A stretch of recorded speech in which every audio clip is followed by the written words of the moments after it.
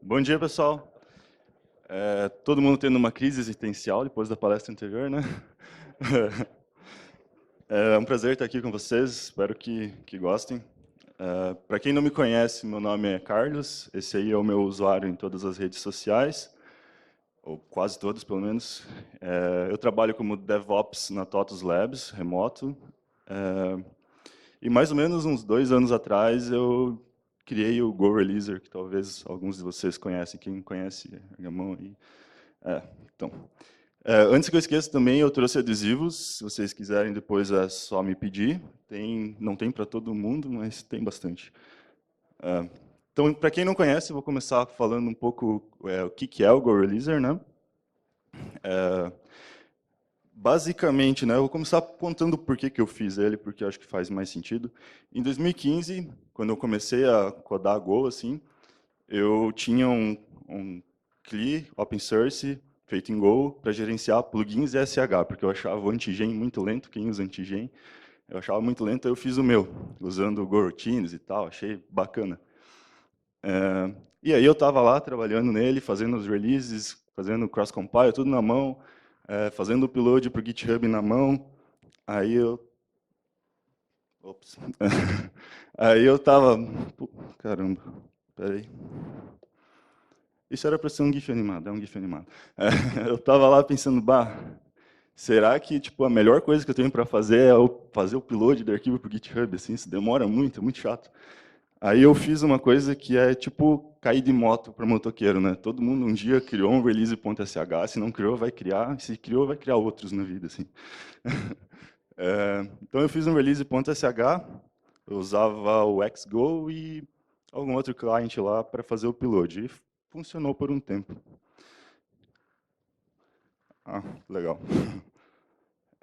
Em 2016, eu precisava do mesmo script em mais lugares, né? Então, eu fiz uma coisa bastante idiota, que foi copiar o release.sh para vários repositórios, né? E aí todo mundo vai pensar, tipo, por que você fez isso? Né? É uma burrice, assim. E foi mesmo. Aí eu peguei ele, coloquei no repositório compartilhado e fiz o curl pipe bash, que todo mundo também um dia já fez ou vai fazer.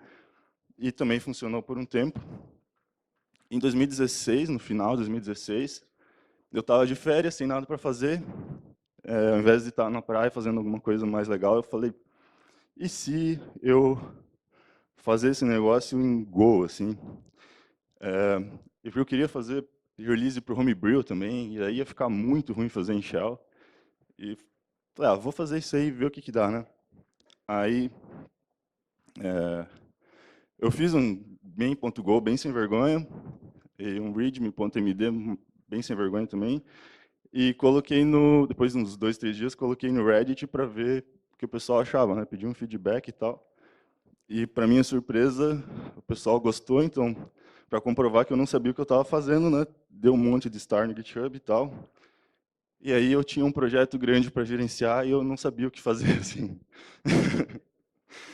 E foi mais ou menos sobre isso que eu quero falar hoje, né? Não é tanto lições aprendidas como cagadas que eu fiz, assim, e como resolver algumas delas ou evitar outras. Mas, enfim, chegando hoje, né, o que tudo ele faz hoje? Basicamente, ele faz release para o GitHub, gera arquivo targz, zip, RPM, deb, snap, homebrew, scoop, que é um homebrew para Windows, se alguém usa Windows. Docker Images, faz assinatura com GPG, S3, Artifactory, Bintray, Checksums, etc. E tem mais coisas por vir aí no futuro, provavelmente. Então, basicamente, tu cria um YAML enorme, geralmente, né? Aí vocês podem ver que tem, tipo, template Go para tu personalizar as coisas e tal. E eu, pelo menos, costumo colocar no Travis, porque eu não quero executar isso na minha máquina, eu quero ter uma coisa mais reproduzível. E, no finalzinho tem a configuração do Travis para quando eu criar uma tag, ele rodar o Go Releaser, né? Então, basicamente, ele roda aí rapidão, faz cross-compile e tal. E no final você vai ter uma release no GitHub, com o changelog, as imagens geradas, e um monte de artefato, basicamente, incluindo para o Windows, se alguém usa o Windows. É, então, é basicamente isso que ele faz. Se alguém quiser trocar uma ideia melhor sobre ele depois, eu posso conversar, mas não é sobre isso que eu vim falar hoje especificamente. É mais sobre lições aprendidas ou é, coisas que eu fiz errado, no caso, né? Eu tentei separar em duas categorias que são código e comunidade, mas talvez a comunidade podia ser tipo outros assim, porque não é só comunidade. Ah, então a primeira coisa que eu acho que eu fiz bastante errado, que é tipo, eu coloquei generic, mas não é assim generic nem generics, digo. É, se vocês olharem esse código, vocês vão ver que tem um context ali, e vocês, quem prestar atenção vai ver que é um ponteiro, que significa que provavelmente não é o context do standard package, porque não é. O GoReleaser tem o próprio context dele, que na hora eu achei que era uma ideia boa, e eu não sei, eu acho que não é mais, porque enquanto eu ganhei coisas tipo, eu posso em tempo de compilação ver se eu tenho tudo que eu preciso no contexto, porque ele passa de um pipe para o outro, eu fico alterando ele exatamente o contrário do que programação funcional prega, né? Eu recebo um objeto, altero ele, devolvo ele tudo errado de volta, né? E vou passando ele para frente. Então, o problema disso é que toda vez que eu crio um arquivo novo e quero usar o context, o editor vai importar o context da standard library e não o meu. Então, está sempre errado.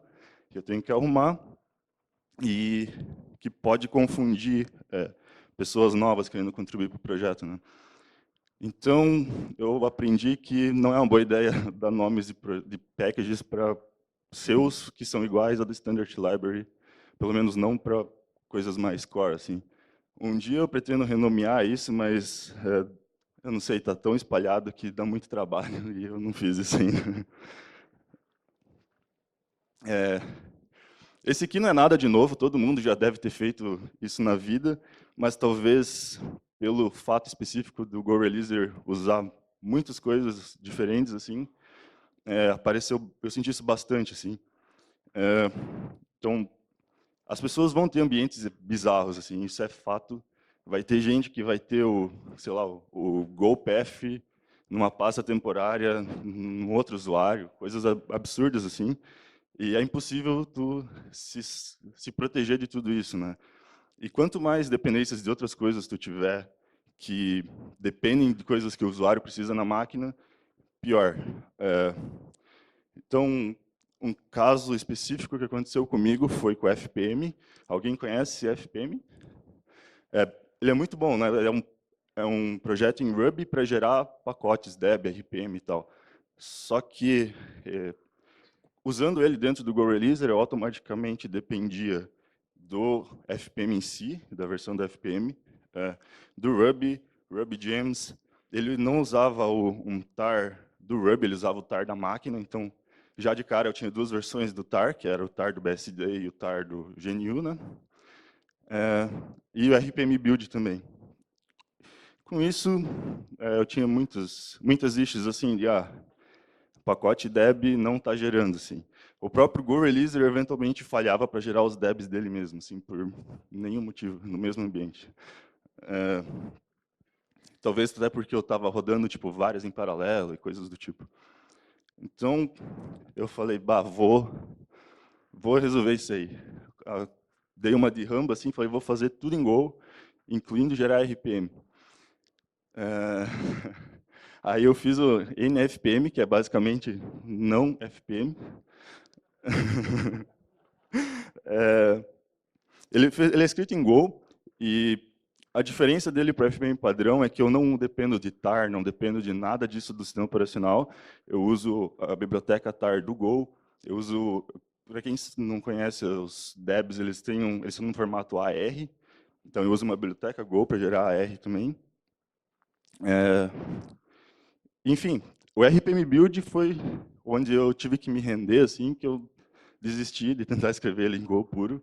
Eu ainda dependo do RPM Build, mas são basicamente é, divididos em duas grandes categorias, assim, menor que a versão 4x alguma coisa e maior que a 4x alguma coisa, que é onde muda algumas coisas. Então, eu uso basicamente Go templates para me salvar disso, assim.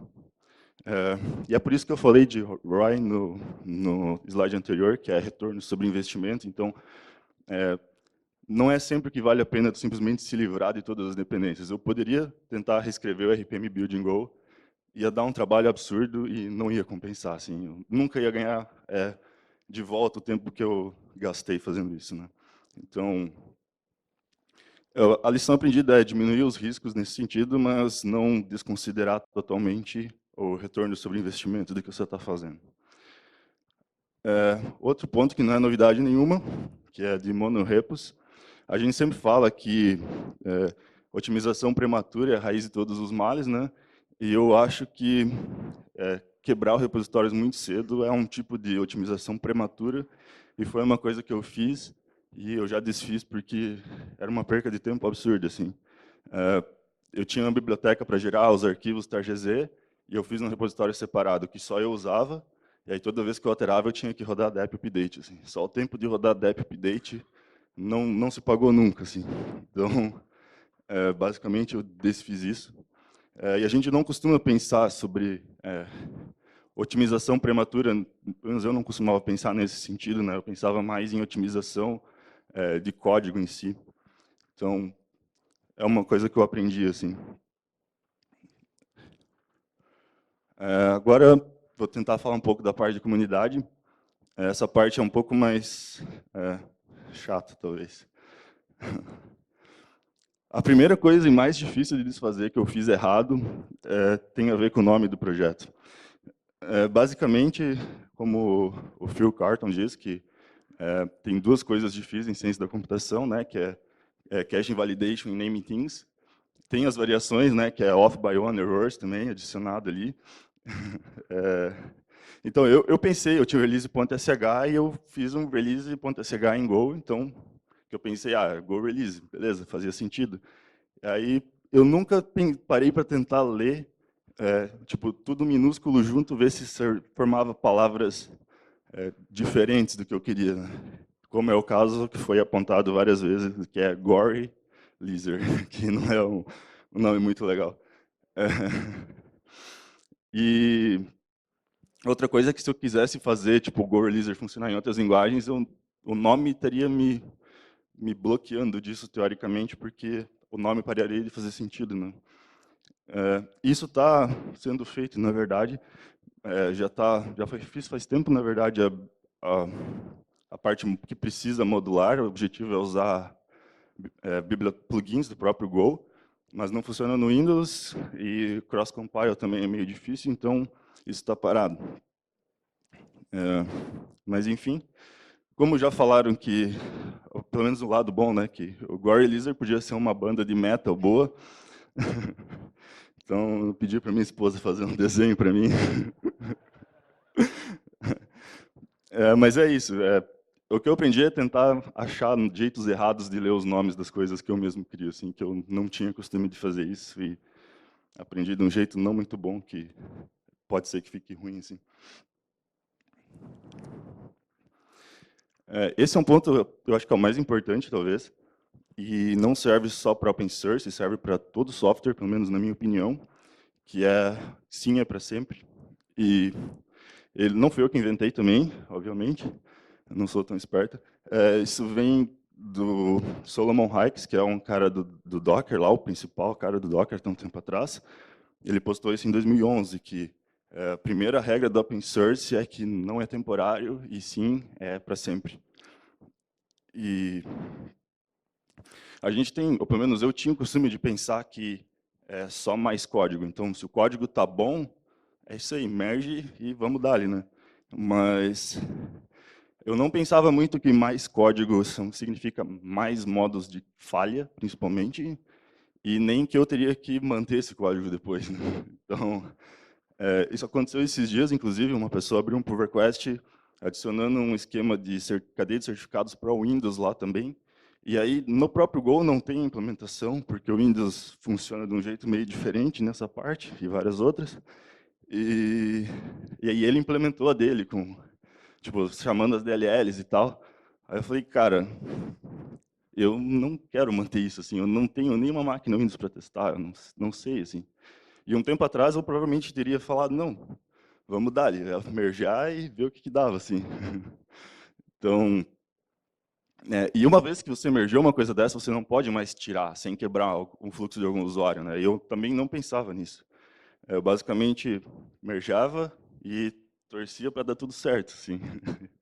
E é uma estratégia muito ruim porque não escala, obviamente. E com isso eu também aprendi que é difícil falar não para as pessoas, porque a pessoa que está abrindo por request, ela investiu o tempo dela naquilo, ela gastou provavelmente muito tempo tentando entender o teu código, tentando entender o projeto, o melhor jeito de fazer, e ela genuinamente quer fazer uma coisa boa. Mas pode ser que você não concorde, pode ser que você simplesmente não quer manter aquilo. E é difícil falar que não.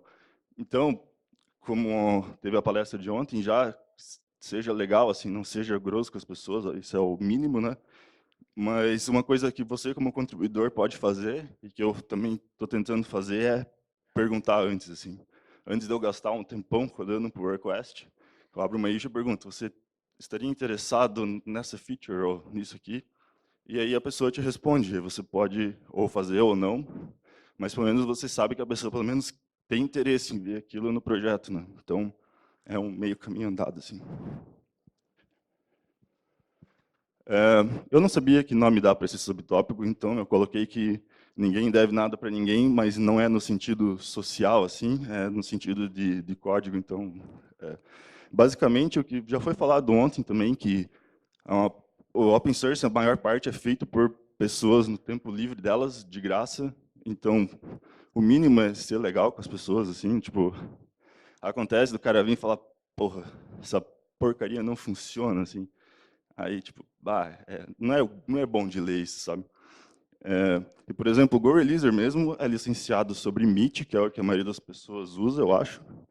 E as pessoas não leem a licença, mas na licença está escrito que é entregue as is, que não tem garantia nenhuma. A pessoa pode abrir 1000 issues pedindo coisas, e eu posso estar literalmente jogando Battlefield o resto da vida e não responder assim. É meu direito. Está na licença que a pessoa não leu, sabe? E vocês podem ver, eu tenho gráficos para provar que eu realmente jogo bastante, então eu poderia mesmo fazer isso. É, então o que eu aprendi aqui é que, como um usuário, tipo, não fique puxando muito os contribuidores. É legal, tipo, ter ajuda, mas não fique forçando assim, eu preciso disso hoje, assim. A pessoa que está fazendo open source não precisa daquilo hoje, ela não tem obrigação de fazer isso. E como mantenedor, eu aprendi a tentar não me forçar tanto assim tipo trabalhar loucamente assim final de semana, de madrugada, quando coisas que na prática eu não preciso assim. É, então, cara, como contribuidor mesmo ainda dizendo um pouco mais cara, se você precisa muito de uma coisa, faça um fork, use o teu fork até o mantenedor resolver assim. Funciona e é melhor para todo mundo teoricamente. É, Era basicamente isso que eu tinha para falar. No site do GoReleaser tem documentação, links, etc. Tem o GitHub também. E no meu post tem algumas coisas. E no mais era isso. Muito obrigado.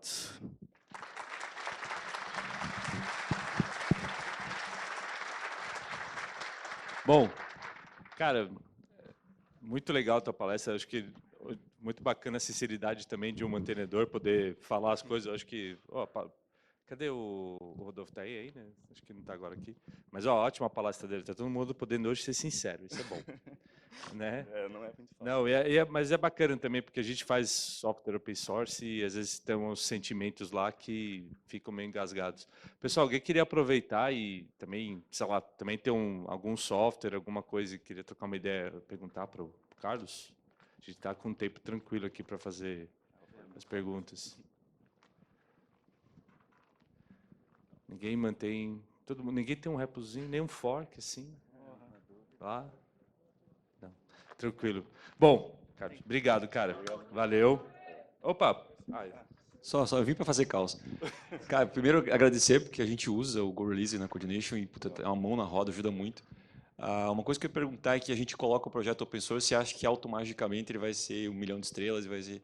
Qual foi o desafio maior, assim? Eu acho que a documentação que você fez é muito boa, não sei se foi você que fez ou teve contribuição, mas qual foi a coisa mais difícil? Foi a documentação? Foi tratar com os malucos? Qual foi o que tu acha que foi mais desafiador além do código, assim? Boa pergunta. A documentação realmente é bastante difícil. Eu até ia pôr um ponto sobre ela, mas eu fiquei em dúvida sobre o que exatamente falar, porque a conclusão que eu tive é: se você escrever muita documentação, ninguém lê. Se você escrever muita pouca documentação, as pessoas continuam não lendo, e se lê, não vão ter informação suficiente. Então, eu não sei, tipo, uma coisa que eu fiz também, eu tentei mover discussões tipo de perguntas para o Slack, e não foi também uma boa ideia. Eu acho que era melhor ter deixado no GitHub mesmo, porque as pessoas podem pesquisar, ou pelo menos eu posso referenciar as issues.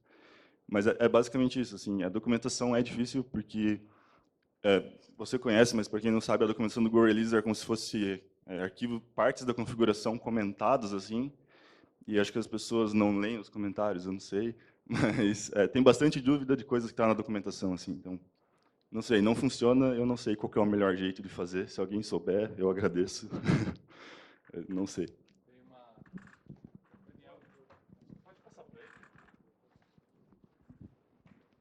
Massa, legal demais a apresentação.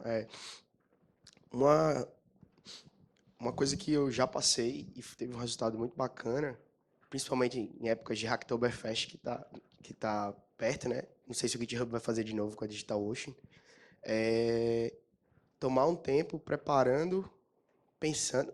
Tem algumas tarefas, escolhendo as tarefas e até documentando as issues e marcando para iniciantes, pessoas iniciantes, etc. Queria que talvez você comentasse se você já fez isso, qual foi a sua experiência nessa área de tentar facilitar o onboard, inclusive documentando issues e etc. Se você já fez. Legal. Sim, o contributing.md eu tento manter fácil assim para quem quer pelo menos compilar o projeto local. Na Hacktoberfest passada, eu acho que eu marquei umas issues para Hacktoberfest. Se não, eu marquei com aquele label lá, Good First Issue, alguma coisa assim. Mas eu não lembro, eu acho que não funcionou assim, acho que ninguém fez nada, basicamente. Sobre o contributing, eventualmente as pessoas falam, não está funcionando, então eu acho que as pessoas realmente leem aquele arquivo, mas basicamente isso, tem muita informação mesmo. Alguma outra pergunta, pessoal? O Ricardo. Só por curiosidade, quantos contribuidores, quantas Eu ia dizer, eu estrelas? não sei. Estrelas eu tenho umas 2.000 e alguma coisa, contribuidores eu não sei mesmo. Famosinho.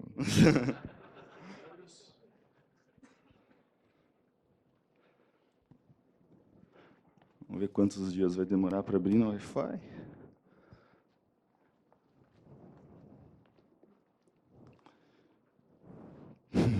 Constrangedor isso, demora um monte. 3.000 estrelas, 259. 59 contribuidores. Mas os ativos é basicamente eu, a maior parte do tempo. Assim. Mas, enfim, tem bastantinho. A galera abre bastante issue, abre bastante por request. Tem vários abertos que eu preciso revisar, incluindo um de 1.000 e muitas linhas. Assim. Então... Mais alguma pergunta, pessoal? O próximo palestrante já está finalizando a preparação da outra palestra. Então, uma coisa que eu montei também um projeto para a gente ter um boilerplate de aplicação em Go, né, web em Go, ou com API. E a coisa mas você conseguiu uma coisa bacana que já tem 59 contribuidores, né? Porque acho que a coisa mais difícil de qualquer projeto open source é conseguir a galera que vai lá realmente te mandam por request com código. né? Então, você chegou a fazer alguma coisa ou isso foi naturalmente aconteceu ou você, sei lá, divulgou alguma coisa? Como é que você fez para... Nos primeiros dias eu postei no Reddit o link lá no sub de Go. E aí logo já teve gente abrindo issue por request, porque o que eu tinha feito, obviamente, era muito ruim, porque eu não tinha planejado nada, eu só fiz um shell em Go, assim. Inclusive, acho que esse primeiro que aparece aqui é um deles. E as outras pessoas foram surgindo, assim, eu acho que era necessidades que eles tinham e foram fazendo, assim, tipo, esse Magic on Air aqui, é do Fábio LB lá, que é um load balancer. Então ele precisava de algumas coisas, a parte da assinatura GPG foi ele que implementou. Então acho que basicamente as pessoas precisam mais coisas e fazem, é meio natural assim, eu não faço só contribuam, por favor. Tá, legal. Mais alguma pergunta, pessoal? Tá bom.